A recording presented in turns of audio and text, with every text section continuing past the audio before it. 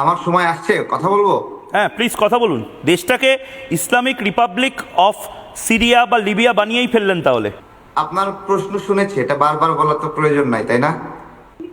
দাদা আপনাকে একটা কথা বলি, আপনি গত 2 দিন আগে বললেন, মিনমিন করে বললেন বাংলাদেশ আর থাকবে না, বাংলাদেশ আর থাকবে না। এখন মিনমিন করে বলছেন ভারত আর থাকলো না। দাদা ভারত এই থাকলো না? ভয় কেন দাদা? তো ভয় পাচ্ছেন কেন? ভারত থাকলো না কে এই বললো? যে বললেন বাংলাদেশ থাকবে না, শুনুন, এখন ভারত বলতেছেন ভারত আর থাকলো না। ভারত থাকলো না কে বলছে? কি অবস্থা? কে বলছে? ঘুমের ওষুধ খেয়ে আপনি তো ঘুমের ওষুধ খেয়ে আসছেন নাকি এখন? ঘুমের মধ্যে ঘুমের মধ্যে কথা বলেন নাকি? নিয়ে নিল ভারত। কি টেনশন আপনাদের? টেনশন না, আমি ভাবছি শীতকালে মার যদি বেশি খায়, অনুপ্রবেশকারীরা যদি ডান্ডার বাড়ি বেশি খায়, তাহলে তো আবার আসতে হবে। ভালো করে শুনুন, আমার একটা লজিক আছে।